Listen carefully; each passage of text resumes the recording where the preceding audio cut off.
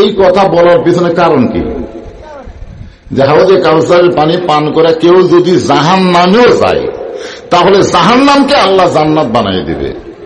এই কথা বলার পিছনে কারণ হলো বাংলাদেশের মুসলমান যারা এরা জান্নাত পাওয়ার ব্যাপারে সন্দেহ করে। আমাদের বাংলাদেশের মুসলমান জান্নাত পাওয়ার ব্যাপারে সন্দেহ করার পিছনে তিনটা কারণ আছে। ধরে কোন কয় কারণ? তিনটা কারণ আছে। আপনাকে কি জান্নাত পাওয়ার ব্যাপারে সন্দেহ হয়? হয় না? ওরে বাবা রে, বাবার সম্পত্তি সন্তান পাওয়ার ব্যাপারে যদি সন্দেহ করে গোটা গ্রামে বলে বেড়ায় আমি আমার বাবার সম্পত্তি পাই কিনা পাই, তো গ্রামের লোকজন বলবে তোর জন্মে ভেজাল আছে। জোরে খান কথা ঠিক কিনা? আমাদের বাংলাদেশের মুসলমানের জান্নাত পাওয়ার ব্যাপারে সন্দেহ থাকার পিছনে কারণ হলো যেইভাবে নামাজ আদায় করা দরকার আমরা সেইভাবে নামাজ আদায় করতে পারতেছি না। আল্লাহ কোরআনে বলেছেন কো আনফুসাকুম আহলিকুম নার, জাহান্নামের আগুন থেকে বাঁচতে গেলে তুমি একলা বাঁচতে হবে না, আহাল পরিবার সমাজ এবং রাষ্ট্র সবাইকে নিয়ে বাঁচতে হবে। জোরে কথা ঠিক কিনা? আজকে বাবা নামাজ পড়ে, বেটা নামাজ পড়ে না, দাদা নামাজ পড়ে, নাতি নামাজ পড়ে না, নেতা নামাজ পড়ে, চামচা পড়ে না। জোরে কথা ঠিক কিনা? আপনারা বলেন তো তারেক জিয়া নামাজ পড়ে কি পড়ে না? এ কথা কোন পড়ে কি পড়ে না? কয়েকদিন আগে সংসদ চলাকালে চিফ হুইপ দুটো বিল উত্থাপনের ব্যাপারে স্পিকারের অনুমতি দিচ্ছে। স্পিকার বলতেছে এখন নামাজের সময় হয়ে গেছে, নামাজের সময় হয়ে গেলে আর কোন বিল উত্থাপন করা যাবে না, আগে নামাজ, আগে নামাজ। যেরকম সুবহানাল্লাহ। তাহলে যেই বাংলাদেশের সংসদের স্পিকার নামাজের সময় হলে কোন বিল উত্থাপন করতে চায় না, সেই বাংলাদেশে নামাজ কায়েমের বিধান সংসদ থেকে চালু করার দরকার আছে না নাই? দরকার আছে না নাই? খালি সুন্দর মসজিদ বানিয়ে রাখলে হবে না ভাই। হ্যাঁ, আজকে যদি আমাদের বাংলাদেশে নামাজ কায়েম হয়, এই যে আল্লাহ কি বলতেছেন, রেজেকের দায়িত্ব কার হাতে? কারেন্টও যাবি না, তেলেরও সমস্যা হবি না।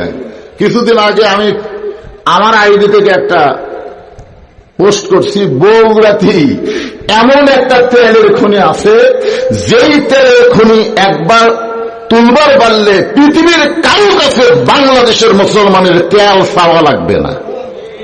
এরকম তেলের খনি আমাদের বাংলাদেশে আছে না নাই? যেরকম আছে না নাই? হ্যাঁ,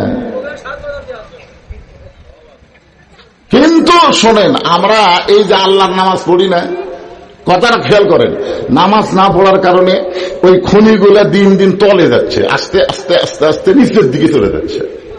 এখন বাইরের লোক এসে ভূতত্ত্ব তারা একটু দেখতেছি, হাই রে হাই, এত নিচে খনি, এই খনির তেল তুলবার গেলে যে টাকা খরচ হবে সেই তেলই পাওয়া যাবে না। আর যেদিন থেকে বাংলাদেশে নামাজ কায়েম হবে ওই খনি নিচের দিকে যাবে না, ওই খনি উপর দিকে আসবে, টিউবওয়েলের পানির মতন তেল বের হবে। জোরে গান কথা ঠিক কিনা? আবার আল্লাহ পারে কি পারে না? জোরে গান পারে কি পারে না? কেন আল্লাহ বললেন ফালিয়াবুদু রাব্বা হাযাল বাইত আল্লাযী আত'আমাহুম মিন জু'ইন ওয়া আমানাহুম মিন খাউফ? কেন বললেন?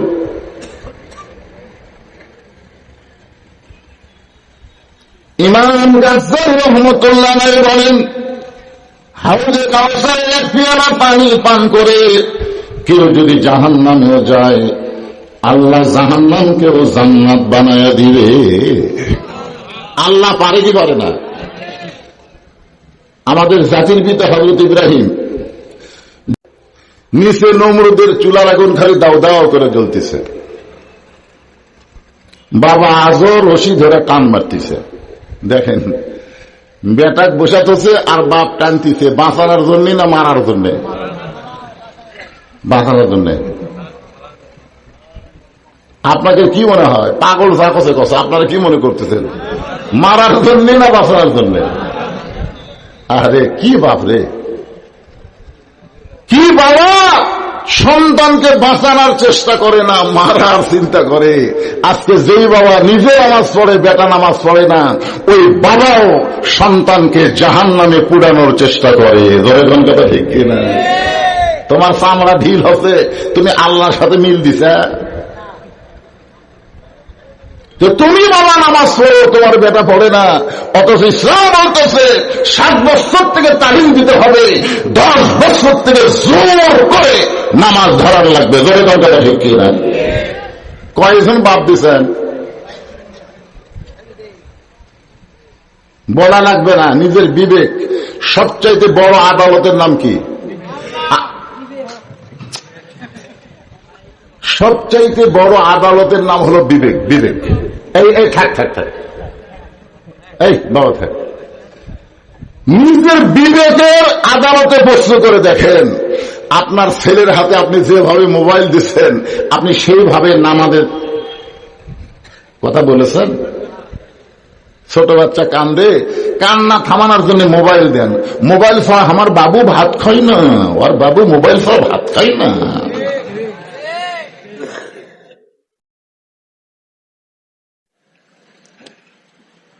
অত্যন্ত গুরুত্বপূর্ণ, খুব খেয়াল করবেন। বাবা টানতেছেন, এমন সময় আল্লাহ জিবরাইলকে পাঠিয়ে দিয়েছেন, যাও জিবরাইল যাও, আমার ইব্রাহিমকে পরীক্ষা করো। ফেরেশতা জিবরাইল বলে, আল্লাহ এইটাই কি পরীক্ষার সময়? নিচে আগুন দাও দাও করে জ্বলতেছে, আর বাবা রশি ধরে টানতেছে। আল্লাহ বলতেছেন, লিয়াবলুয়াকুম আইয়ুকুম আহসানু আমালা, এই সময় আমি সুন্দর আমলের পরীক্ষা নেব। ধরে কোন সুবহানাল্লাহ। ফেরেশতা জিবরাইল বললেন, আল্লাহর নবী ইব্রাহিম, আপনি যদি চান, আল্লাহ আমাকে 600 পাখা দান করেছে, 600 পাখা লাগবে না, একটা পাখার বাতাস দিব, আগুনের চুলা সাগরের মধ্যে গিয়ে নিভে যাবে। যদি আপনি চান, অথচ আমার আল্লাহ বলতেছেন, ইয়া আইয়ুহাল্লাযীনা আমানু ইসতাঈনু বিস-সাবরি ওয়াস-সালাহ ইন্নাল্লাহা মা'আস-সাবিরিন। বুঝবার পারেন নাই এখানে আল্লাহ কি বলতেছে? যদি তোমরা আমার কাছে কিছু পাবার চাও, তাহলে এমনি এমনি চাইলে হবে না, ধৈর্য আর নামাজের মাধ্যমে চাইতে হবে। কার কথা? ধরে কোন কার কথা? তো জিবরাইল বলতেছে, আপনি যদি চান, আল্লাহ আমাকে 600 পাখা দিছে, এক পাখার বাতাস দিব, আগুনের চুলা সাগরে গিয়ে নিভে যাবে। আমাদের জাতির পিতা হযরত ইব্রাহিম বললেন, রে জিবরাইল, তওবা করো, তওবা করো, তওবা, ফিরে আসো। তওবা শব্দের অর্থ কি? তুমি যে কথাটা বলতেছো এই কথাটা ভুল। ফেরেশতা জিবরাইলকে ইব্রাহিম আলাইহিস সালাম বলতেছেন, তওবা করো, ফিরে আসো।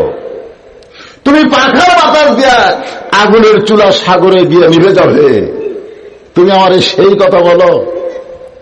অথচ আমার ঈমান বলতেছে, হাসবি আল্লাহু নি'মাল ওয়াকিল ওয়া নি'মাল মাওলা ওয়া নি'মান নাসির।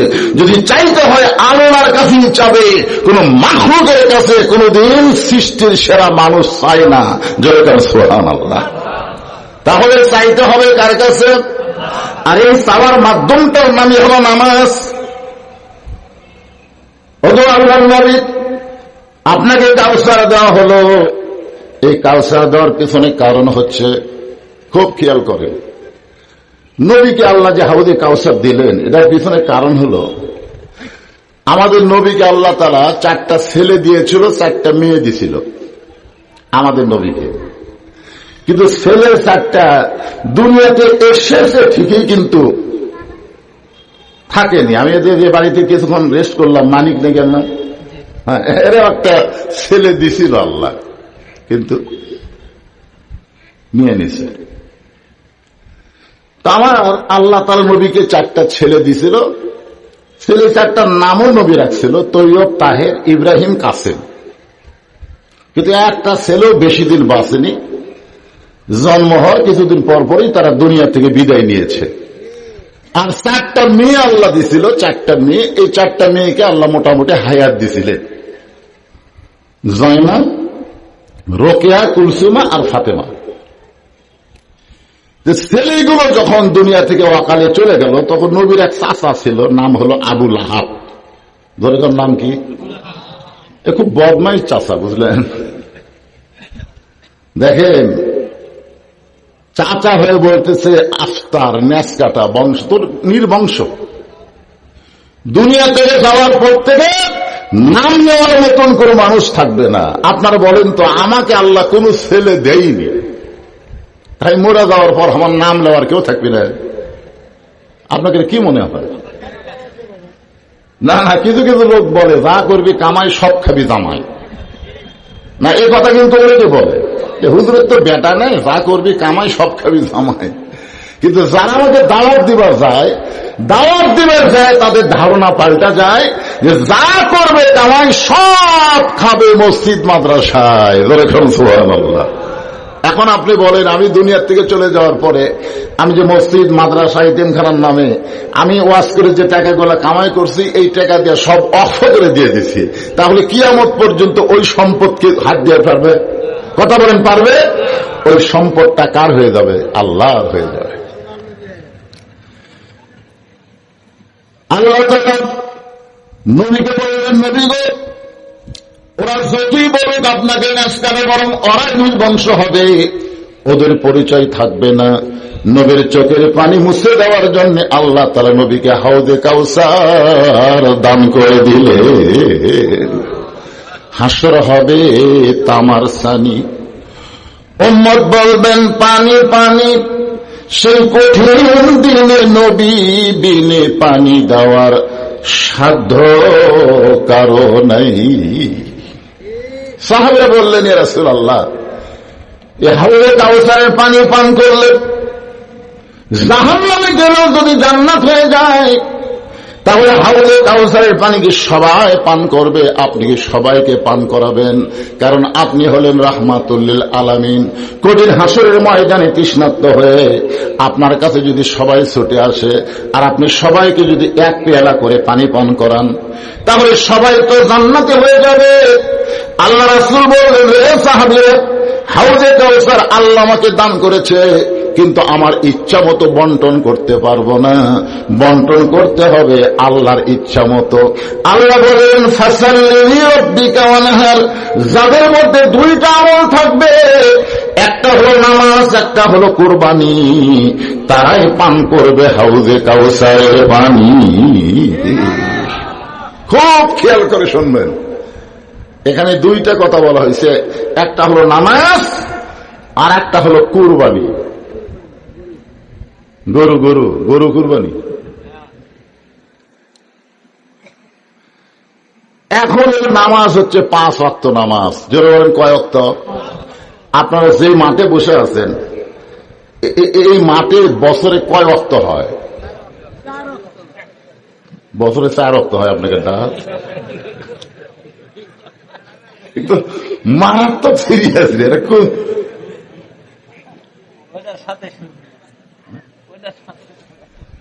মানে সারা বছরে এই ঈদের মাঠে কয় ওয়াক্ত হয় আপনারা জানেন না? একটা ঈদুল ফিতরের আর একটা হলো ঈদুল আজহার, 2 ওয়াক্ত হয়। আপনারা বলেন তো, এই 2 ওয়াক্ত নামাজের আজান আছে? আজান তো মুসল্লির সংখ্যা কম না বেশি? মারাত্মক কথা। যে নামাজের আজান নাই, সেই নামাজে মুসল্লির সংখ্যা বেশি হয়, আর যেই 5 ওয়াক্ত নামাজের আজান আছে, বিশেষ করে সবচেয়ে গুরুত্বপূর্ণ ফজরের নামাজের আজান, আর সেই নামাজে মুসল্লি কম হয়। বলেন তো কারণ কি?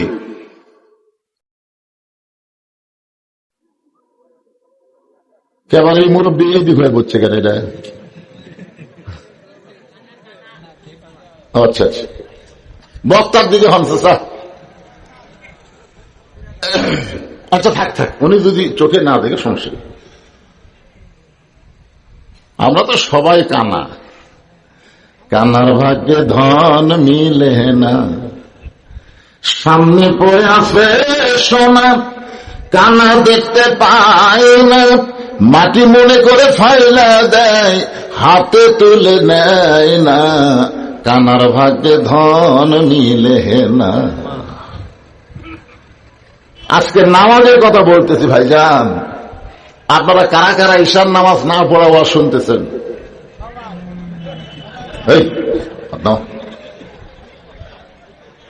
কারা কারা ঈশার নামাজ না পড়ে ওয়াজ শুনতেছেন?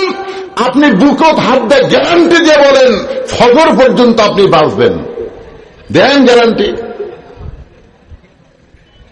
যদি ফজর পর্যন্ত গ্যারান্টি দেবার না পারেন, তার আগে যদি মৃত্যু হয়ে যায়, দুনিয়ার তামাম মুসলমান আপনার জানাজায় শামিল হলেও আপনি জান্নাতে যাবার পারবেন না।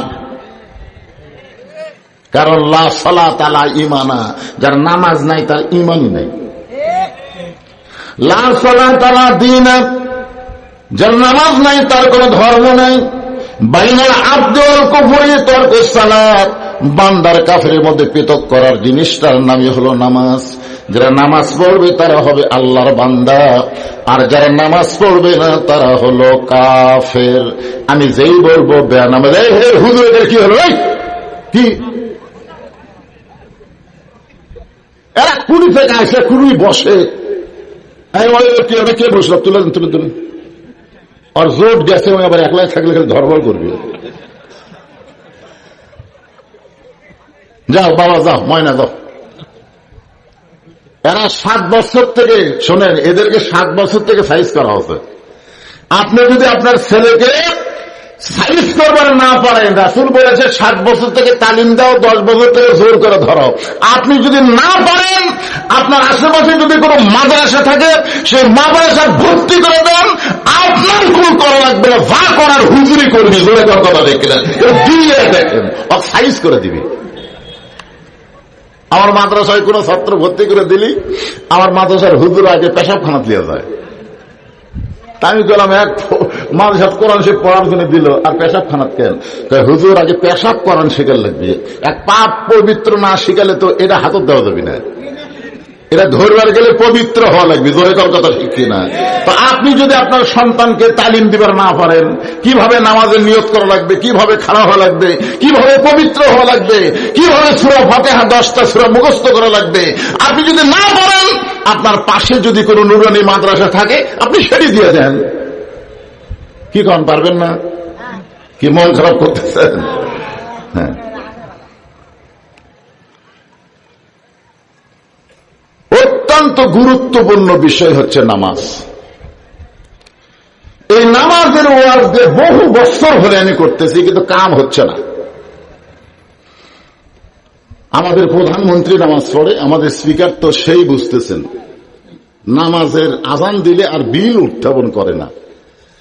আমরা শতকরা 92% মুসলমান, দেশের মুসলমানকে আশা করতে পারি না যে সংসদের মাধ্যমে 5 ওয়াক্ত নামাজ কায়েমের বিলটা পাশ হয়ে যায়। কেবারে কথা বল না কেন? সংসদের মাধ্যমে যদি নামাজ কায়েমের বিলটা পাশ হয়ে যায়, আমাদের বাংলাদেশের এই যুবকদের নিয়ে আমাদের আর কোনো টেনশন করা লাগবে না, বুঝলেন? এই যুবকের হাতে যে মোবাইল দিয়ে থাকেন, আর R15 কি সব মোটর সাইকেল দিয়ে থাকেন, একটা করে বাবার আক্কেল নাই যে আপনার জুয়ান তাগড়া ছেলে তেলের পাম্পে সারা রাত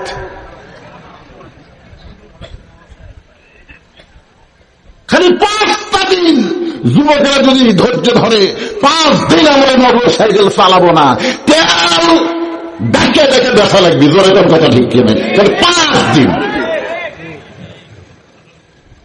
ট্যাঙ্কি ভরা আছে, বাপ মায়ের কাছ থেকে ফসকা পাওয়ার জন্য তেল লাগবে, চাপাত খালি সবার দুধের বাড়ি। তো তেল লাগবি, ওই তেল আবার যাচ্ছে বন্ধুর সাথে, একটা সুযোগ পাচ্ছে। ওয়াশ করে যাওয়ার সময় রাস্তাতে দেখি, বুঝলে, ওরা মোটর সাইকেল তুই বিছলা পারিয়া মোবাইল আর আলো দিয়ে কি যে খেলতিছে ভাই, গেটটা নিয়ে টেনে।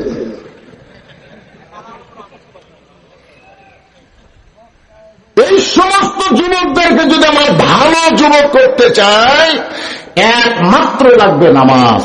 জোরে বলেন নাম কি? ইন্নাস সালাতা তানহা আনিল ফাহশাই ওয়াল মুনকার। একমাত্র নামাজই পারে মানুষকে যাবতীয় খারাপি এবং ফাহিশা কাজ থেকে বাঁচাই দিতে। আল্লাহ রাসূল বললেন, সাহাবীরা, হাউজে কাউসারের পানি পান করতে গেলে দুইটা আমল লাগবে। এক নম্বর আমল হলো ফাসাল্লি লিরাব্বিকা, আল্লাহর নামাজ। দুই নম্বর আমল হলো ওয়ানহার। এই দুইটা আমল যারা করতে পারবে, নামাজ আর কুরবানি, তারাই পান করবে হাউজে কাউসারের পানি। হাউজে কাউসারের পানির দরকার আছে? কারা কারা হাউজে কাউসারের পানি পান করতে চান? আল্লাহকে একটু হাত দেখান তো। আল্লাহ দেখো, আল্লাহ, আল্লাহ দেখো, তোমার বান্দারা হাত তুলছে, মাশাআল্লাহ। হাতগুলো কবুল করো, জোরে করে আমিন। এখন আসেন, আমার সামনে যারা বসে আছেন পুরুষ মানুষ, আপনাদের এক নম্বর হলো নামাজ। কিন্তু আমার মা বোনেরা যারা পর্দার অন্তরে বসে আছে, তাদের জন্য এক নম্বর কিন্তু নামাজত আনলে হবে না। এক নম্বরের নাম হলো পর্দা। জোরে বলেন নাম কি? আচ্ছা, আপনারা মেয়ে মানুষকে বাড়িতে নামাজ পড়তে দেখছেন? আমার বউ দেখছি আমি। আমার বউ কিভাবে নামাজ পড়ে আমি দেখছি। আমার বউ সাধারণ ভাবে থাকে, কিন্তু যখন নামাজের যায়, নামাজে দাঁড়ায়, তখন দেখি ওরে বাবা রে, একেবারে পর্দার উপর পর্দা দিয়ে দাঁড়ায়। মানে মাথার তো একটা দিছি কাপড়, তার উপর আর একটা ওন্না দিয়ে এইভাবে নামাজত খাড়ায় আছে। আমি গেলাম, কে গো, তুমি যখন নামাজত দাঁড়াইছে, এত পর্দা করিছে, তোমার নামাজ কে দেখতেছে? হচ্ছে আল্লাহ। তাহলে আল্লাহর নামাজ পড়বার যায় যদি এমন পর্দা করো, এই পর্দা নিয়ে যদি তুমি সমাজে চলো, তাহলে দুনিয়ার কোন পুরুষ মানুষ তো তোমার চেহারা কোনোদিন দেখতে পাবে না। ধরে কোন কথা ঠিক না? আপনারা বলেন তো, প্রত্যেকটা মেয়ে মানুষ নামাজে পর্দা কম করে না বেশি করে? আপনার বাড়িটার দিকে খেয়াল করবেন, যেই মেয়ের জীবনে নামাজ পড়ে না, মাথার চুল বেচা খায়, উনি আজান দিলে কিন্তু চুল ঢাকে। হ্যাঁ, ওই মাথার চুল বেচা খায়। বলে কতগুলো মেয়ে মানুষ বাড়াছে, এরা চুল বেচা খায়, আর খাওয়ার কাম পায়নি, চুল বেচা খাওয়া শুরু করছে। যেই মসজিদের মধ্যে আজান দেয়, খপ করে মাথার কাপড় দেয়। আমার সেই মায়েদের জন্মে বলতেছি না, আমরা যারা পুরুষ মানুষ হাউজে কাউসারের পানি পান করতে গেলে আমাদের এক নম্বর লাগবে নামাজ। আপনাদেরও নামাজ লাগবে, কিন্তু নামাজের আগে যে জিনিসটা লাগবে তার নাম হলো পর্দা। জোরে বলেন, তার নাম কি? যে পর্দা সম্পর্কে আল্লাহ বললেন, অকরনা ফি বুয়ুতিকুন্না ওয়ালা তাবাররাজনা তাবাররুজাল জাহিলিয়াতিল উলা। গভীর রাত্রে নবী ঘুম থেকে চেতন পাইছে। চেতন পাওয়ার কারণ হলো খাদিজাতুল কুবরা নবীর হাতটা বুকের মধ্যে নিয়ে ছোট বাচ্চার মতন কাঁদতেছে। আল্লাহ রাসূল বলে, খাদিজা, আমি নবী ঘুম পাড়ি, দুনিয়ার সবাই ঘুম পাড়ে, অথচ এই গভীর রাত্রে আমার হাতটা বুকের মধ্যে নিয়ে আপনি এমন করে কেন কাঁদতেছেন? খাদিজা বলে, রাসূলুল্লাহ, যে কোনো সময় আমার মৃত্যু হবে, যে কোনো সময় আমার মৃত্যু হবে। আমি মরার আগে আমার কোনো খুশির খবর আপনার কাছে আছে কি না? খেয়াল করে শুনছেন? খাদিজা বলতেছে, যে কোনো সময় আমার মৃত্যু হবে। সর্বপ্রথম যিনি নবীর হাতে কলেমা পড়ে মুসলমান হলেন, সেই খাদিজা চিন্তা করে যে কোনো সময় আমার মৃত্যু হবে। আর আমরা এই চিন্তা করি না। এখানে যত লোক বসে আছেন, আপনারা বলেন তো, আমাকে মৃত্যু কোন সময় হবে? আমি যেই বলবো কোন সময়, আপনারা বলবেন যে কোনো সময়। এই কথাটা বলতে পারবেন না ভাইজান? আপনার কান্দর দুটো ফেরেশতা আছে না নাই? জোরে কেন আছে না নাই? এটা কিন্তু লেখা পড়বে, আমাদের মৃত্যু কোন সময়? হায় হায়, যে কোনো সময়। মানে এখান থেকে বাড়ি যাওয়ার মতন কোন গ্যারান্টি নাই। আল্লাহ রাসূল বলেন, খাদিজা, আপনি কি শুনতে চান? খাদিজা বলে, হুজুর আমার জীবনে একটা খুশির খবর দেন, আমি যেন সেই খবরটা শুনে মরেও শান্তি পাই। মরেও শান্তি পাই। রাসূল বলেন, খাদিজা তাহলে শোনেন, এই দুনিয়াতে আল্লাহ 10 জন পুরুষকে জান্নাতের সার্টিফিকেট দান করেছেন। এই দুনিয়াতে আমার সমস্ত সাহাবীরাই জান্নাত পাবে, কিন্তু তাদের মধ্যে আল্লাহ 10 জনকে জান্নাতের সার্টিফিকেট দান করেছে। নামগুলো মুখস্থ রাখেন। 1 নম্বর হলো আবু বকর, 2 নম্বর ওমর, 3 নম্বর ওসমান, 4 নম্বর আলী, 5 নম্বর আব্দুর রহমান ইবনে আউফ, 6 নম্বর জুবাইর, 7 নম্বর তালহা, 8 নম্বর সাদ ইবনে আবি ওয়াক্কাস, 9 নম্বর আবু সাইদ, আর 10 নম্বর হলো ওবাদা ইবনুল জাররাহ। এই 10 জনই হলেন আশারে মুবাশশারা। সুবহানাল্লাহ কোয়া যায় না? এই যে 10টা লোকের নাম করলাম, যে 10টা লোকের নাম বললাম, ইমাম মালিক বলেছেন যে 10টা সাহাবীর নাম যে সব সময় মুখস্থ রাখতে পারবে, ও যখন মৃত্যুর বিছানায় পড়ে যাবে, এই 10টা সাহাবীর রুহানি তাওয়াজ্জুহ আল্লাহ তার প্রতি নাজিল করে, তার জবানে ঈমানের কলেমা উচ্চারণ হবে। আপনারা কি মনে করছেন যে 10টার নাম করলাম এটা তুই আমি এলো? খাদিজা বলে, হুজুর আমি আমার খবর শুনবার চাইলাম, আর আপনি 10 জন সাহাবীর খবর শোনালেন। আল্লাহ রাসূল বলে, খাদিজা পুরুষের মধ্যে 1 নম্বর জান্নাতে হলেন আবু বকর, আর নারীদের মধ্যে 1 নম্বর জান্নাতি হলো খাদিজাতুল কুবরা। সুবহানাল্লাহ। খাদিজা বলে, হুজুর এই খবর আমাকে আগে দিবেন না, যে পুরুষের মধ্যে 1 নম্বর আবু বকর আর নারীদের মধ্যে 1 নম্বর খাদিজা, এই খবরটা আমাকে আগে দিলে তো এত কান্দা লাগে না। কতদিন চিনতে চাইছি, আমার কোন খবর নাই, এত ভালো খবর আছে তো আপনি দেননি কেন? রাসূল বলতেছে, মা ইয়ান্তিকু আনিল হাওয়া ইন হুয়া ইল্লা ওয়াহয়ুহা। আমি কোন খবর নিজের থেকে দিতে পারি না, আমি যতগুলো খবর দেই খবরের মালিককে। আরো জোরে বলেন। আল্লাহ রাসূল তাকায় দেখে খাদিজা চোখের পানি মুছে উঠলেন, 2 চোখের পানি মুছে মুচকি মুচকি হাসতেছে। শিশুকালে মইরা গেছে মা, গর্ভে থাকতে মরছে পিতা, নবী চোখে দেখিলেন না। কে করিবে লালন পালন, কে দিবে সান্ত্বনা, এই দুনিয়ার বড় এতিম নবী ছিলেন আগে জহনা।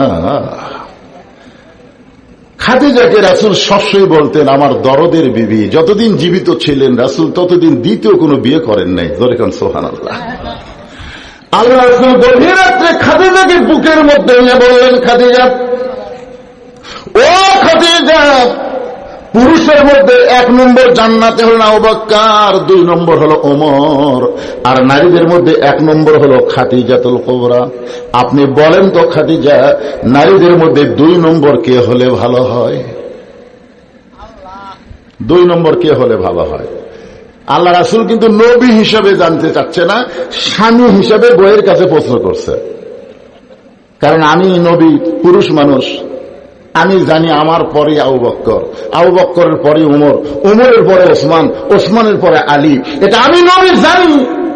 যে তুমি খাদিজা, মেয়েদের মধ্যে তোমার পরে কে, তারপরে কে, তারপরে কে, এরকম কিছু নাম কি তোমার জানা আছে?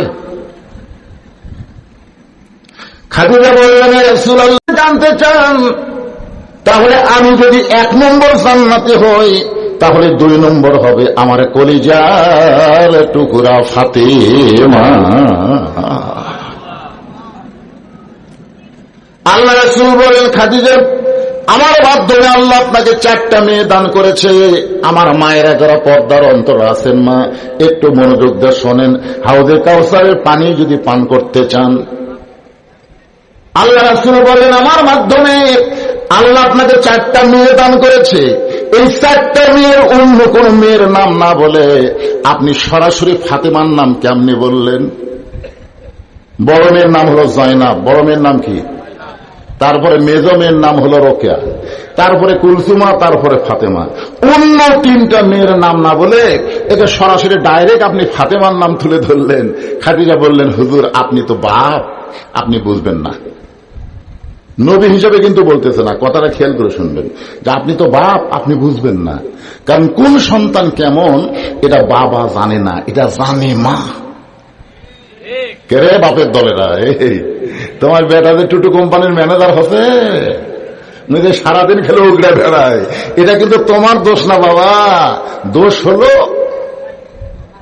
আমি আর কবর হাঁটতেছি না, আপনারা চিন্তা করেন। বাবা আনন্দে মাতিয়া সাগরে ভাসাইয়া, এইটার নাম হলো সাগর। বাবা আনন্দে মাতিয়া সাগরে ভাসাইয়া, সেই যে চইলা যায় খবর লয় না। মাজন ধরিয়া উদরে কত কষ্ট করে, ধরিয়া উদরে কত যতন করে, 10 মাস পরে পায় প্রসবের বেদনা। এমন দরদি ভাবে কেউ হবে না আমার মা গো। মা যদি ভালো হয়, মায়ের পেটের সন্তান আল্লাহর ওলি হয়। সুবহানাল্লাহ। আমরাও তো সন্তান। আমি যখন হচ্ছে আমার দাদি গল্প করতাম, মনে আছে যে ভাই তোর মায়ের পেট থেকে তো বাইর করবার যাই রে, তোর মাথা লম্বা হয়ে গেছিল, পরে থাবড়ে থাবড়ে মাথা গোল করছি রে। আর এখনকার মায়েরা পেটের বাচ্চা আসলি পাও খালি হাসপাতালের দিকে, পাও খালি হাসপাতালের দিকে। কি সিজার করবো, সিজার। আপনি জানেন, আপনি জানেন বাংলাদেশের কোন বড় ডাক্তার তার বউকে আজ পর্যন্ত সিজার করায়নি, কারণ ডাক্তার জানে সিজার করলে বাচ্চার ক্ষতি, মায়ের ক্ষতি। বাংলাদেশের কোন বড় বাড়ি মিলে হয়নি, আপনারা জানেন। এরা নিজের বাড়ি পড়ে না, পরের বাড়ি পড়ায়, জানেন। বাংলাদেশের কোন পীরের বউ মুরিদ হয়নি, কারণ পীরের বউ জানে আমার পীর মুরিদের বউয়ের দিকে চোখ মারে, এই লুচ্চার হাতে কে মুরিদ হবি রে। এই 3টা জিনিস খেয়াল করবেন। 1 নম্বর হলো ভালো ডাক্তারের বউয়ের সিজন লাগে না, মরিদের বাড়ির মিলাদ হয় না, আর পীরের বউ মুরিদ হয় না। কি সিজার করাবেন? সিজার অধিকাংশই সিজারকারী ডাক্তার পুরুষ মানুষ। মেয়ে মানুষের কোন জায়গায় বাচ্চা থাকে, একটা পুরুষ মানুষ টাকা একটা দাঁড় করতেছে, তার কি হবি? এই মালটা কি হবি?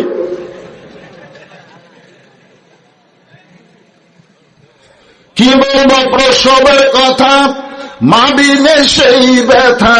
কি বলবো প্রসবের কথা, মা বিনে সেই ব্যথা। কেউ তো বুঝিবে না, মাজন ঠেকিয়া সন্তানের দায়। অকালে মা মারা যায়, কেন সে মায়ে ভক্তি করো না। এমন দরদি ভাবে কেউ হবে না আমার মা গো। আমরা মাকে ভালোবাসি, বাসেন না? কথা বলেন, মাকে ভালোবাসেন না? যাদের মরে গেছে তারা বলতেছেন, এই যাদের মা জীবিত আছে মাকে আমরা ভালোবাসি। কার কার মা বেঁচে আছে হাত তোলেন তো দেখি। আচ্ছা ঠিক আছে, হাত নামান। কার কার মা মারা গেছে হাত তোলেন। আমিও তার মধ্যে। ভাই ঠিক, আপনার মা মরেনি? আচ্ছা ঠিক আছে, হাত নামান। পুচকে ছুটে উঠিস না রে, বা উঠিস না রে, তোর খুব সাইজ করে ওয়াজ করতেছি রে, যা চলে যা। আসলে কি করবেন কম? সন্ধ্যার সময় একটা মেয়ে মানুষ লাইট দিয়ে ঘোড়া খুঁজতেছে, হাঁস মুরগি উঠছে কিনা। সন্ধ্যার সময় ঘোড়ার বাড়ির ঘোড়া খুঁজতেছে, হাঁস মুরগি ঘোড়া উঠছে কিনা। সন্ধ্যার সময় গোয়াল ঘরে খুঁজতেছে, গরু ছাগল উঠছে কিনা। পুরুষ মানুষ গরু ছাগল উঠছে কিনা খুঁজতেছে, আর মেয়ে মানুষ হাঁস মুরগি উঠছে কিনা খুঁজতেছে। আর এখনকার কতগুলা বাপ এত রাত্রে ওর পাটা কুটি গেছে, খোঁজেই না। খোঁজাখুঁজির দরকার আছে না নাই? কথা কর না কেন, আছে না নাই? এই তো লাভ ওঠে চলে যায় কি এটা আবার নতুন করে বলা লাগবে, দেখি এইবার কে ওঠে, যাই উঠবি বুঝবেনি ওই মাল। হাউজে কাউসারের পানি আমরা পান করতে চাই কি চাই না ভাই? চাই, এই চাই। এই জন্যে নামাজ আর কুরবানি। কিন্তু আমার মা বোনদের নামাজের আগে যে জিনিসটা লাগবে পর্দা, সেইটা সম্পর্কে বলতেছি। খাদিজা বললেন, রাসূলুল্লাহ আপনি বাবা, আপনি বুঝতে পারবেন না, আমি মা, আমি জানি, কারণ জয়নাব যখন আমার পেটের মধ্যে ছিল, এই খাদিজা বলতেছেন, জয়নাব যখন আমার পেটের মধ্যে ছিল, আমার পেটটা উঁচু হয়েছিল, আমার পেটটার ওজন হয়েছিল। জয়নাব আমার বড় মেয়ে, দুনিয়া যখন ঘনিষ্ঠ হইল তখন আমার প্রসব ব্যথা হইল, এমনকি আমার রক্ত পর্যন্ত ঝরল। ওগো আল্লাহর নবী, আমার দ্বিতীয় মেয়ে রোকেয়া যখন আমার পেটের মধ্যে ছিল, আমার পেটটা বড় হলো, আস্তে আস্তে আমার পেটের ওজন বেড়ে গেল। এই রোকেয়া যখন ভূমিষ্ঠ হলো তখন এই প্রসব ব্যথা বুঝতে পারলাম। আমার তৃতীয় মেয়ে কুলসুম আমার পেটের মধ্যে যখন ছিল, আমার পেটটা বড় হলো, একসময় পেটের ওজন বেড়ে গেল, একসময় কুলসুমা ভূমিষ্ঠ হলো, আমি প্রসব ব্যথায় কাতর হয়ে গেলাম। কিন্তু আল্লাহর নবী, ওই আল্লাহর শপথ করে বলতেছি, আমার ফাতেমা যখন আমার পেটের মধ্যে ছিল, আমার পেটটা উঁচু হয়েছিল কিন্তু পেটের কোনো ওজন বেড়ে নাই। আমার ফাতেমা যখন দুনিয়াতে ভূমিষ্ঠ হইল, আমার কোনো প্রসব ব্যথা হয় নাই। আমি লক্ষ্য করে তাকায় দেখি, ফাতেমা জন্মের সময় নিজের দুইটা ছোট্ট হাত দিয়ে নিজের ইজ্জত ঢেকে দুনিয়াতে এসেছে।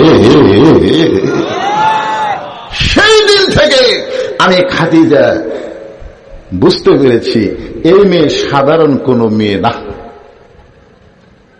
তা আল্লাহ যদি আমার 1 নম্বরে রাখে, 2 নম্বরে যেন আমার ফাতেমাই থাকে। সঙ্গে সঙ্গে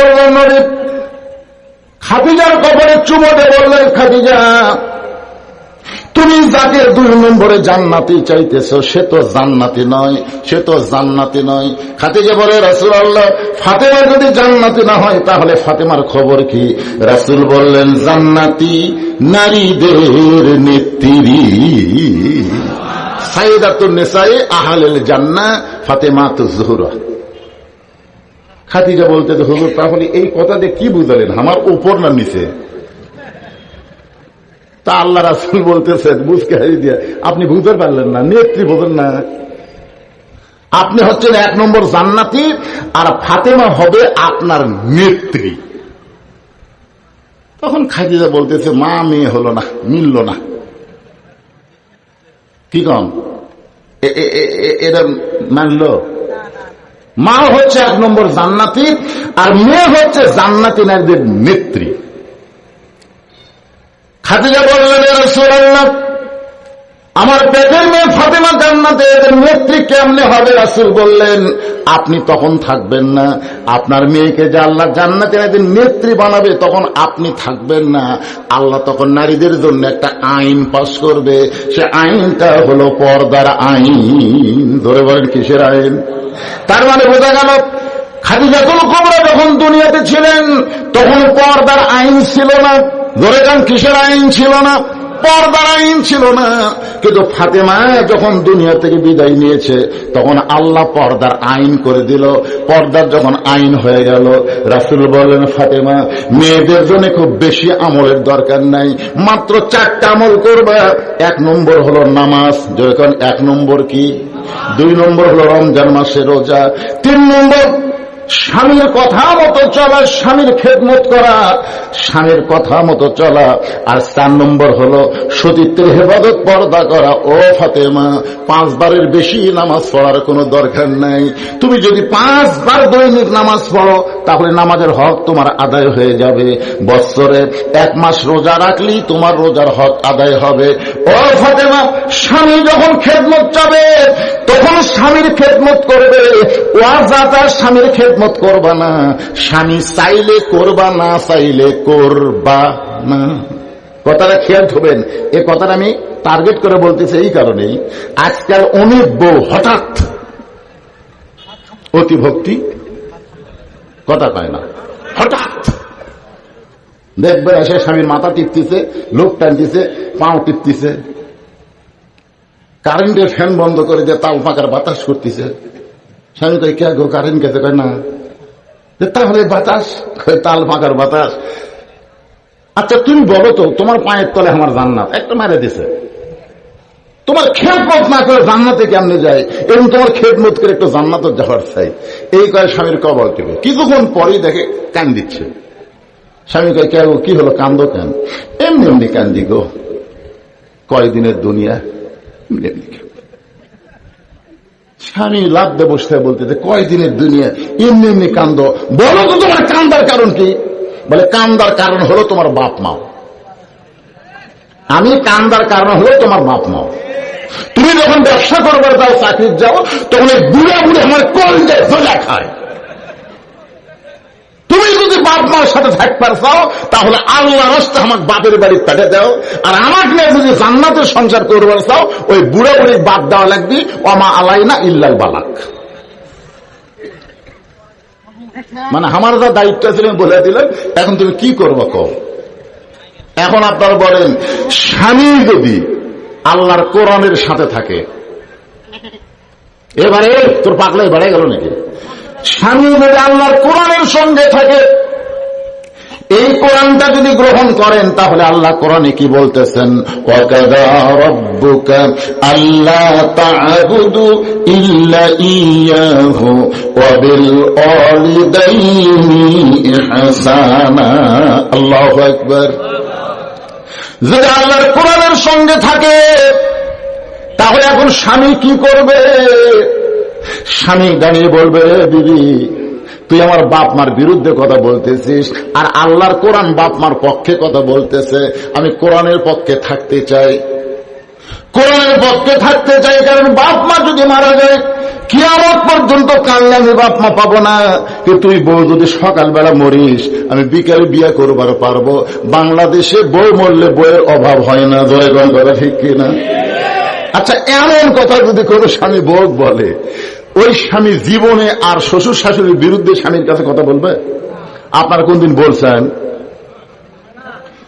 এই জন্য রাসূল বলতেন, ফাতেমা স্বামীর খেদমত যখন লাগবে তখন খেদমত করবা, ওয়াজাতা খেদমত করবা না।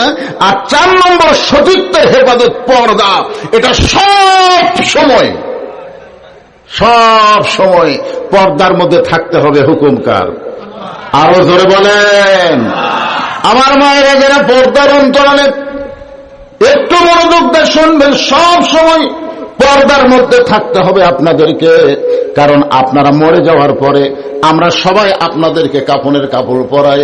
আমাদের বগুড়ার কাহলতে কোন মেয়ে মানুষ মারা গেলে আমরা 5 কাপড় পরাই। আপনারা কয়টা পরান? শুধু 5টা কাপড় না, যে খাটনিতে মেয়েটার লাশ থাকে, ওই খাটনিও পর্যন্ত আমরা চাদর দিয়ে ঢাকি। সমস্ত মানুষ বলে মহিলার লাশ দেখা জায়েজ নাই, মেয়ে মানুষের লাশ দেখা জায়েজ নাই। আপনারা বলেন তো, মেয়ে মানুষের লাশ দেখা জায়েজ নাই না জেতা দেখা জায়েজ নাই? অথচ ফতোয়া মারতেছে লাশ দেখা জায়েজ নাই। চাদর দিয়ে ঢাকা থছে, ফেরেশতা এসে সমানে ঘুরতেছে আর বলতেছে, আল্লাহ এই মেয়ে যখন জীবিত ছিল, এটা কি পাড়ায়, পাড়ার নাম কি? বলির ঘাটের এমন কোন লোক নাই যে এই মেয়ে ছিল না, কিন্তু মরে গেলে 5 কাপড় দিয়ে তার লাশ আবার চাদর দিয়ে ঢাকলো কেন? তখন আল্লাহ বলতেছে, ওই দেশের নাম বাংলাদেশ রে, ওই দেশের মেয়েরা বাঁচতে পর্দা করে না রে, মরার পরে পর্দা করে। আপনারা বলেন তো, মরার পরে পর্দা করলে হবে?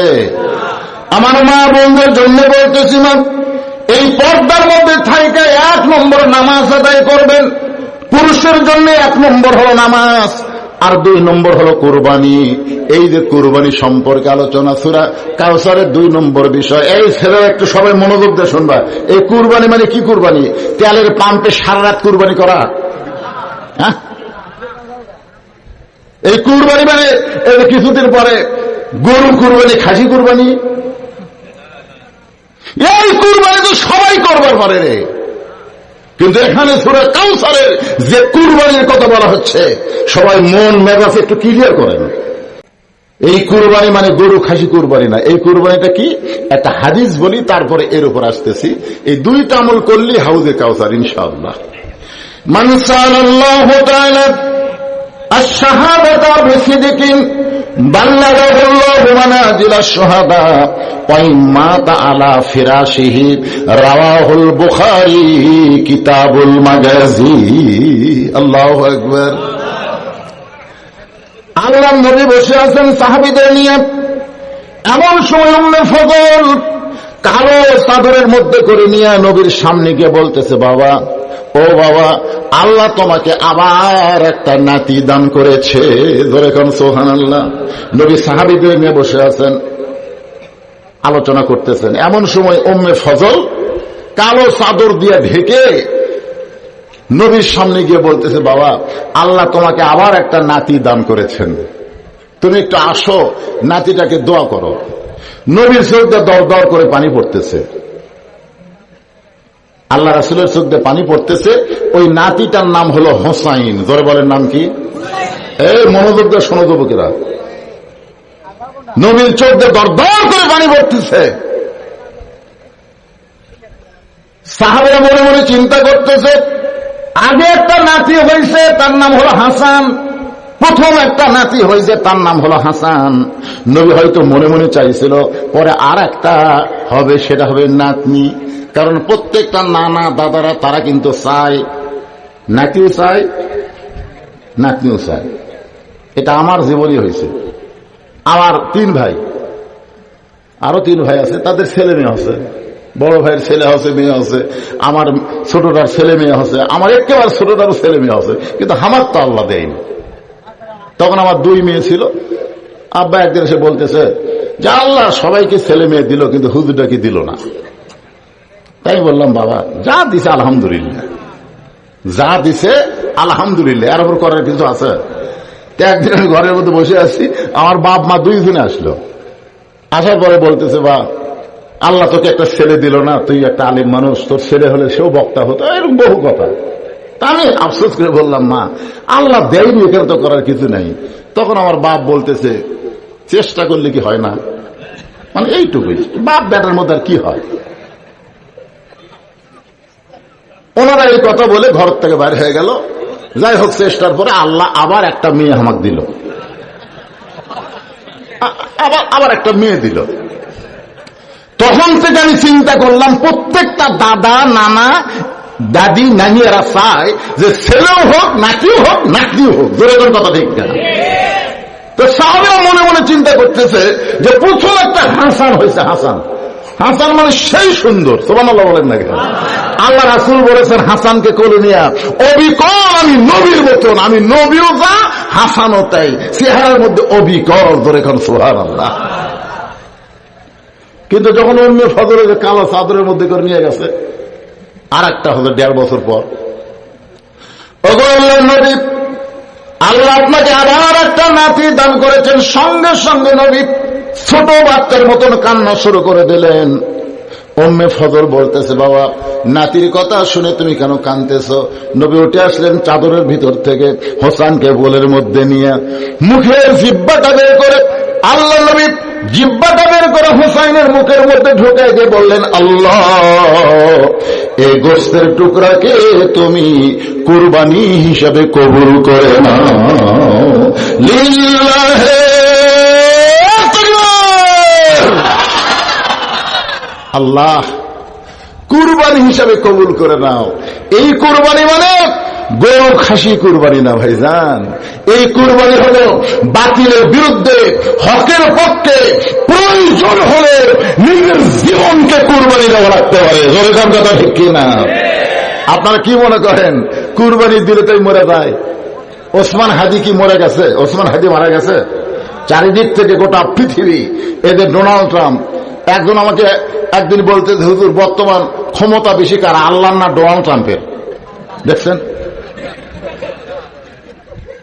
মানে মানুষের মন, ইমান এত দুর্বল হয়ে গেছে যে ডোনাল্ড ট্রাম্পের যে অস্ত্র আছে, এই অস্ত্র আল্লাহ আছে। আপনাকে কি মনে হয়? আরে নাউজুবিল্লাহ তো বলবোই, সে তো আমরা বলবো। দুর্বল মানুষ কথায় কথায় নাউজুবিল্লাহ, অসুবিধা কি? খারাপ হয়ে পেশাব করতেছে, ওই ওখানে কিছু বলবার পারে না, ওই মসজিদের বারান্দায় বলতেছে নাউজুবিল্লাহ নাউজুবিল্লাহ। তার একজন মুরব্বি কিসের নাউজুবিল্লাহ? বলে ডানায় পেশাব করতেছে পারে, পুরুষ ছেলে ডানায় পেশাব করে, নাউজুবিল্লাহ নাউজুবিল্লাহ, যাই শোনে তাই করে নাউজুবিল্লাহ। অব বসাবার পারবে? ওই করতেছে কুটি আর মারতেছে কুটি। যেখানে পেশাব করতেছে আপনি যদি নাউজুবিল্লাহ কবার চান, বিলাই যেমন ইন্দুর ধরে আস্তে আস্তে আস্তে আস্তে আর পিছনে যান, যাই আমি তো খারাপ পেশাব করতেছে, আপনার পিছনে বলুন নাউজুবিল্লাহ। ওই এত সেন্টার আমরা আটকে দেবে, জোরে বলতে শিখি না নাউজুবিল্লাহ কন, কিন্তু জাগা মতো কন দে বাবা।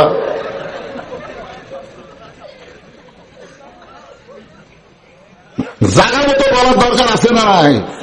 আজকে আমাদের জায়গা মতো বলতে হবে। এই কোরআনের মাহফিলে এসে শুধু কোরআন শোনার জন্য আল্লাহ কোরআন দুনিয়াতে পাঠায় নাই। 12 তারিখের আগে বাংলাদেশের প্রত্যেকটা বক্তারা বলেছিল সব জায়গা হলো শেষ, আগামীতে দেখবো আল্লাহর কোরআনের বাংলাদেশ, জয় বাংলাদেশ, ঠিক না? এই কথা বলা হয়েছে, কিন্তু আমাদের দেখার ভাগ্য ইনশাল্লাহ হবে। কি মনে হচ্ছে আপনাদের? কি মনে হয় ওদের যুদ্ধে পরাজয় বরণ করার পরে মুসলমানের আর কোনো পরাজয় নাই? আমরা 90-92% মুসলমানের দেশ বাংলাদেশ। 1 নম্বর হল নামাজ।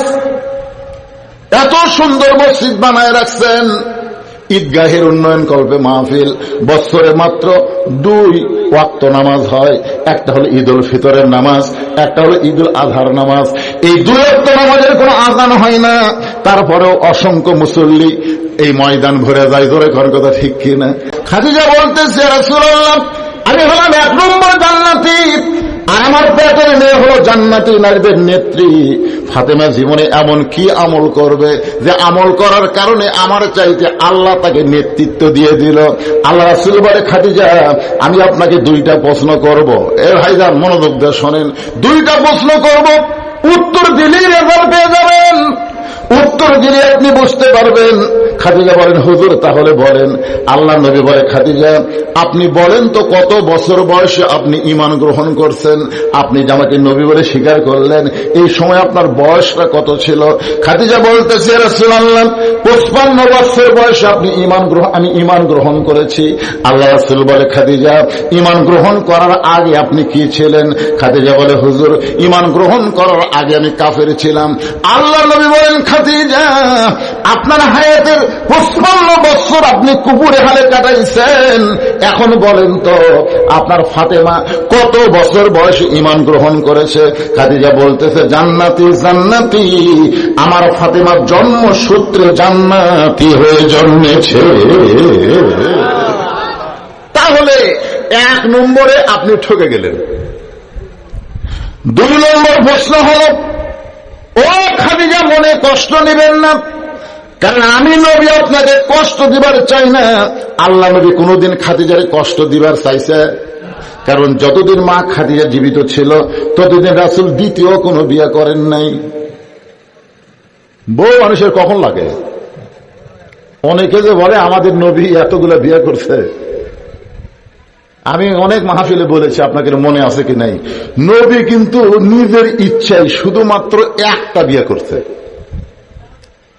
সর্বসাকুল্যে নবীর বউ হলো 11টা। ধরে কোন কয়টা? নবী নিজের ইচ্ছায় শুধু 1 জনকে বিয়ে করছে, আর বাদ বাকি 10টাকে নবী নিজের ইচ্ছাই করেনি, যে ভাবি হোক করা লাগছে। কিন্তু একটা নবী নিজের ইচ্ছাই করছে, নিজের ইচ্ছাই নবী তাকে বিয়ে করছেন। তার নাম কি দেখছেন? মারিয়া দিছে। আজকে যে আয়েশার কথা বলেন, মা আয়েশার বিয়ে নবীর সাথে যখন হয়েছে তখন আয়েশার বয়স মাত্র 6 বছর। আচ্ছা 6 বছর একটা ছোট্ট মেয়েকে নবী যদি নিজের ইচ্ছায় বিয়ে করে, তাহলে বামপন্থী শালা নাস্তিকেরা কি করবি? এই বামপন্থী নাস্তিক এই শালারা কি করবে জানেন? হায় হায়, মুসলমান নবী শিশু ধর্ষণ করছে রে, নাউযুবিল্লাহ। মা ইচ্ছাকে নবী নিজের ইচ্ছায় বিয়ে করে নাই।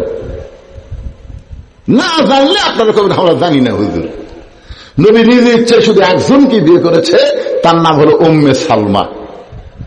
উম্মে সালমাকে নবী নিজের ইচ্ছায় বিয়ে করেছে। ঘটক তো উম্মে সালমার বাড়ির দরজা দিয়ে সালাম দিচ্ছে, আসসালামু আলাইকুম আহলাল বাইত। আমি নবীর পক্ষ থেকে ঘটকালি করতে এসেছি, আল্লাহ নবী আপনাকে বিয়ে করতে চাই। উম্মে সালমা দরজা না খুলেই বাড়ির মধ্য থেকে উত্তর দিল, আমি নবীর সঙ্গে বিবাহ বসবো না, আমি নবীর সঙ্গে বিবাহ বসবো না। ঘটক এসে আল্লাহ নবীকে বলতেছি, ইয়া রাসূলুল্লাহ, দুনিয়া থেকে মেয়ের অভাব, এমন একটা বদমাইশ মহিলা যা আপনার প্রস্তাব শুনে দরজা বন্ধ থাকা অবস্থায় বলল আপনার সাথে বিয়ে বসবে না। রাসূল বললেন, যেভাবে ঘটকালি করা দরকার তুমি পারোনি, আমি যাচ্ছি। নবী নিজে উম্মে সালমার বাড়ির দরজায়।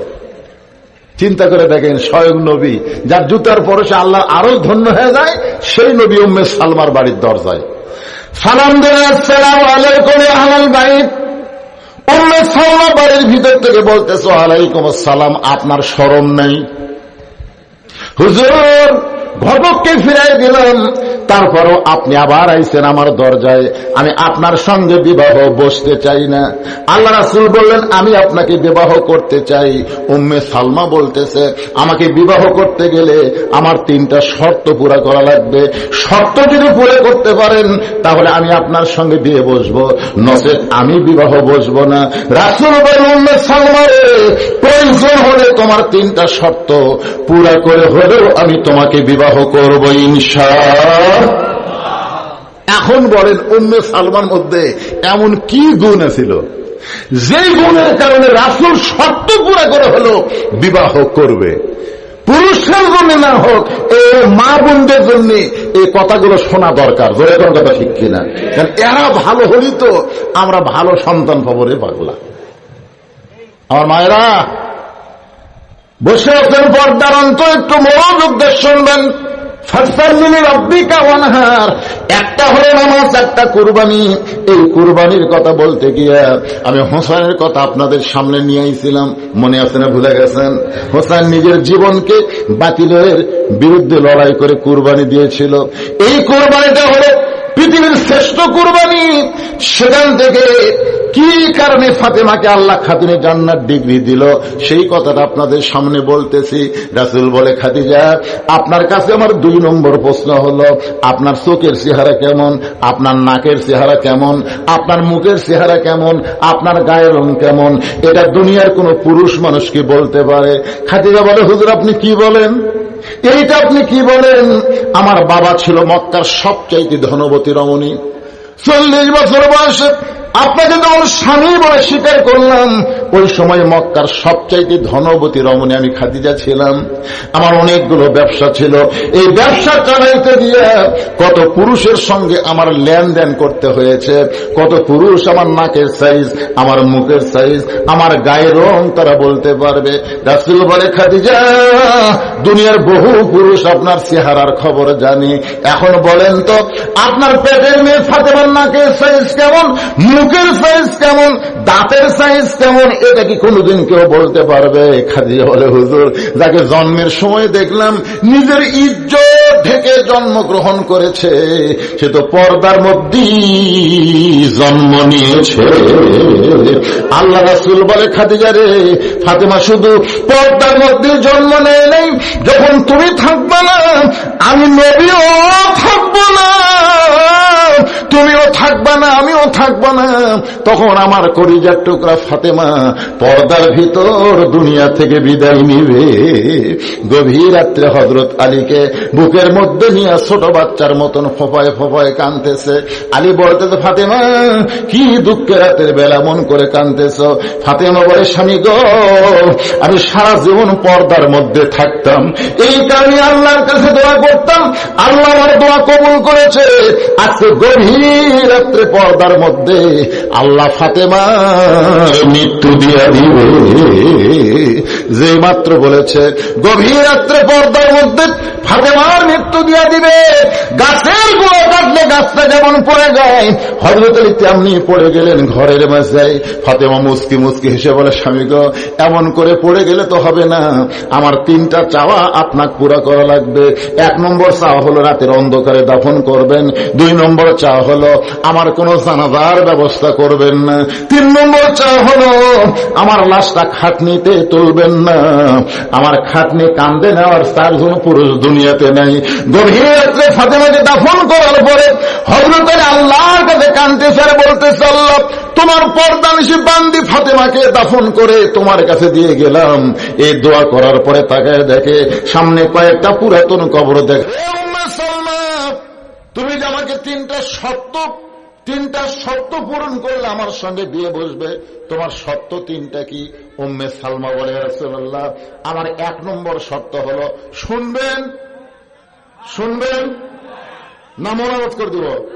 তো শুনবার ফেলে খেয়াল করে শোনা লাগবে। উম্মে সালমা বলতেছে, ইয়া রাসূলুল্লাহ, আমার 1 নম্বর শর্ত হলো, আমার আগে বিয়ে হয়েছিল আপনার সাহাবীর সাথে, আপনার সাহাবী আবু সালমার সাথে আমার বিয়ে হয়েছিল। আপনার সাহাবী জিহাদের ময়দানে গিয়ে শহীদ হয়ে গেছে। জিহাদের ময়দানে কি হয়েছে? নিজের জীবনকে কুরবানি দিয়ে দুনিয়া থেকে জান্নাতি হয়ে বিদায় নিয়েছে। ওগো আল্লাহর নবী, আমার স্বামী শহীদ, আপনার সাহাবী, আপনি যখন আমাকে বিয়ে করবেন, হাসরের ময়দানে আল্লাহ যখন আমাকেও জান্নাত দিবে, তখন আমার আগের স্বামী যদি আমাকে জান্নাতের মধ্যে তার বউ হিসাবে পাওয়ার চায়, কারণ আল্লাহর কোরআন বলেছে, ওয়ালা তাস্তাহি আনফুসুকুম, জান্নাতেরা যা চাবে আল্লাহ তাই দিবে। তো আপনার সঙ্গে বিয়ে হওয়ার পরে আমার আগের স্বামী যদি আমাকে বউ হিসাবে জান্নাতে পাওয়ার চায়, আমি কিন্তু আমার স্বামীর সঙ্গে জান্নাতে থাকবো না, আপনার বউ হয়ে আমি জান্নাতে থাকতে চাই। রাসূল বলে, উম্মে সালমা রে, নবীর সঙ্গে যখন কোন মেয়ের বিয়ে হবে, ওই মেয়েটা উম্মাহাতুল মুমিনিন হয়ে যাবে, অন্য কোন পুরুষ তাকে বিবাহ করা আল্লাহ হারাম করে দিয়ে দিবে। সুবহানাল্লাহ। উম্মে সালমা বলে, রাসূলুল্লাহ, আমার 2 নম্বর শর্ত হলো, বিবাহের পরে, আপনার সঙ্গে বিবাহের পরে আমার যদি আগেকার স্বামীর কথা মনে হয়, কারণ আগের স্বামী হলো বিয়ের স্বামী। গ্রামগঞ্জে একটা কথা আছে, বিয়ের স্বামী লিখের স্বামী, একটা কথা আছে না নাই? আবু সালমা হলো আমার বিবাহের স্বামী। আপনি যখন আমাকে বিবাহ করবেন, বিবাহের পরে যদি আগের স্বামীর কথা আমার মনে আসে, আর মনে আসার কারণে যদি আমি একটু অস্বস্তি বোধ করি, আপনার কিন্তু মনে কষ্ট নেওয়া চলবে না। রাসূল মুস্কি হাসিতে বলে, উম্মে সালমা, আমার সঙ্গে যখন তোমার বিবাহ হবে, আমি তোমাকে এত পরিমাণ ভালোবাসা দিব, আগে যে তোমার স্বামী ছিল এইটা তোমার মনে থাকবে না। সুবহানাল্লাহ। কারণ স্বামী হিসাবে আমাদের নবী কয় নম্বর? কথা বলেন না কেন, কয় নম্বর? আমাদের নবীর চাইতে ভালো স্বামী কিয়ামত পর্যন্ত পৃথিবীর কারো হবে না। 9টা বউ, একই সময়ে 9টা বউ নবীকে এসে বললেন, ইয়া রাসূলুল্লাহ, আজকে আমরা 9 জন মিলে আপনাকে, রাসূল বলে, কি বলে? কিছু না, শুধু একটা উত্তর দিবেন, এই 9টার মধ্যে আপনি বেশি ভালোবাসেন কাকে? 9 জন বউ যখন নবীকে বলতেছে, এই 9টার মধ্যে আপনি বেশি ভালোবাসেন কাকে? নবী দেখতেছে বললেই এখনই গন্ডগোল লাগবে, ধরে কোন কথা ঠিক কিনা? তো আল্লাহ রাসূল কাকু বেশি ভালোবাসার কথা বলে 8টার মত কষ্ট দিবে।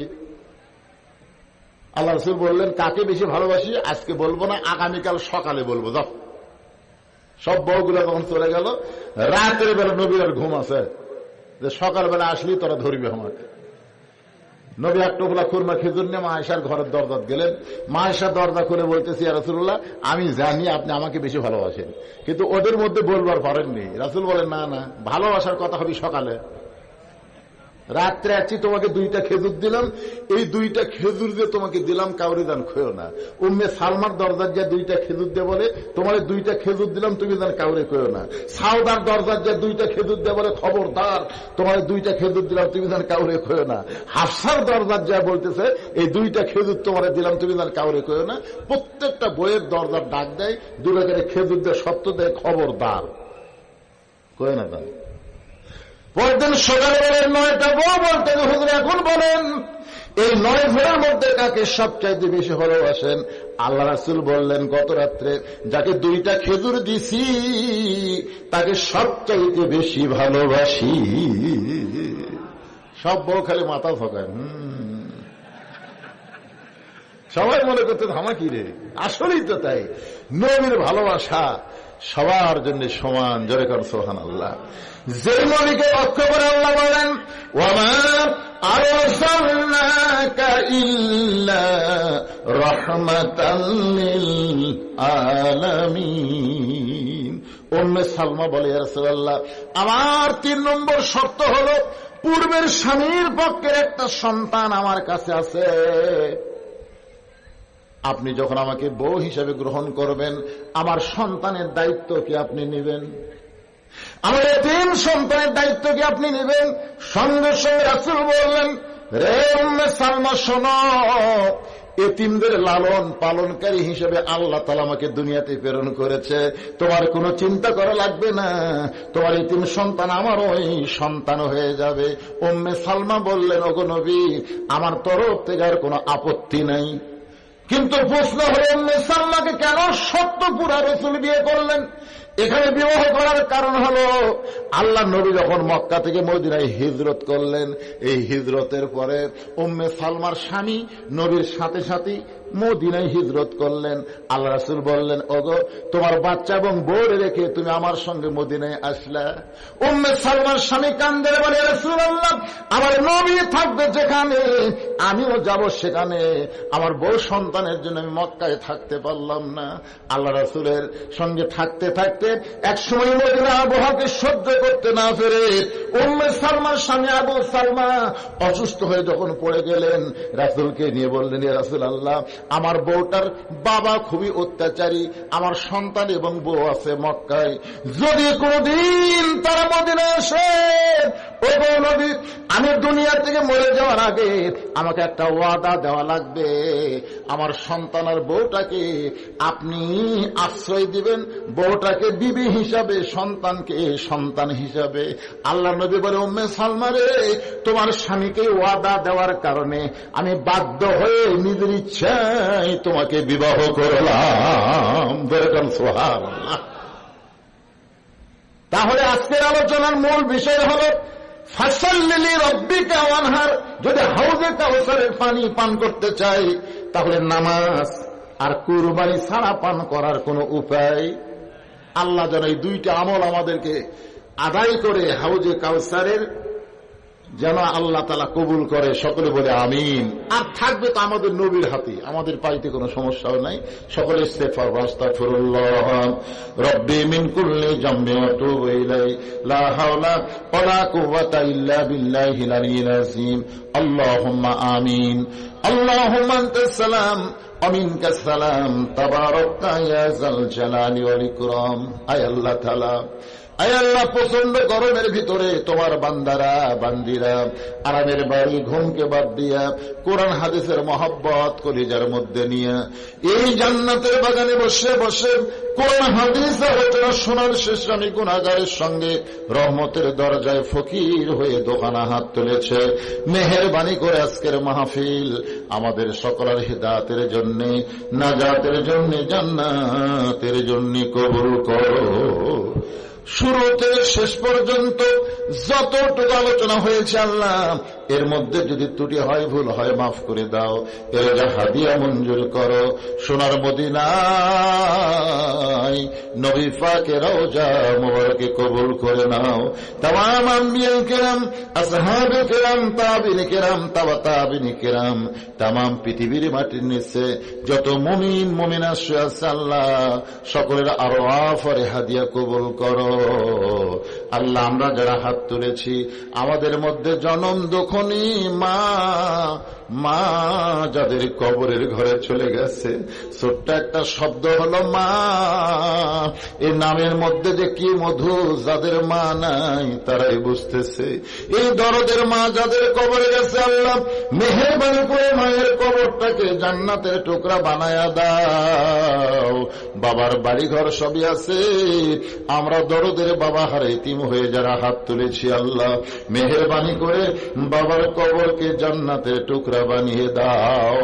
আয় আল্লাহ তাআলা, তোমার যে বান্দারা কষ্ট করে মেহনত করে টাকা পয়সা খরচ করে এত সুন্দর আয়োজন করেছে, মসজিদের মধ্যে ঢুকে দেখলাম আল্লাহ আমার অত্যন্ত স্নেহের মানিক মসজিদের খতিবগিরি করে, আল্লাহ দাওয়াত দিয়েছে, আজকে এখানে এসেছি আল্লাহ, অনেকগুলো কথা বললাম আল্লাহ, যারাই কষ্ট করে মেহনত করে আজকের এই জান্নাতের বাগান লাগাইছে তাদের সকলকেই জান্নাতি কবুল করে নাও আল্লাহ। মসজিদকে কবুল করো, ঈদগাহ ময়দানকে কবুল করো, নগদে বাকিতে আজকে যারা দান করেছে আল্লাহ সবগুলো জান্নাতের বিনিময়ে কবুল করো। এমনকি ব্যাগের মধ্যে 10টা টাকা হলেও যারা দিল পুরুষ এবং নারী, আল্লাহ সকলকেই কবুল করে নাও। আমি অসুস্থ মানুষ, আমার মতো অসুস্থ অবস্থায় যারা হাত তুলেছে সবাইকে সুস্থতার নিয়ামত দান করো। আজকের মাহফিলের সম্মানিত সভাপতিকে আল্লাহ তুমি কবুল করো, সহসভাপতি কবুল করো, আজকের মাহফিলের প্রধান অতিথি কবুল করো, বিশেষ অতিথি কবুল করো। এরা এমন ভাবে হিকমত করেছে গ্রামবাসীর সবাইকে এরা বিশেষ অতিথির সম্মান দিয়েছে। আল্লাহ আল্লাহ সবাইকে কবুল করো, মিলে মিশে মহব্বতে 5 ওয়াক্ত নামাজ মসজিদে জামাতের সঙ্গে আদায় করার তৌফিক দিও আল্লাহ।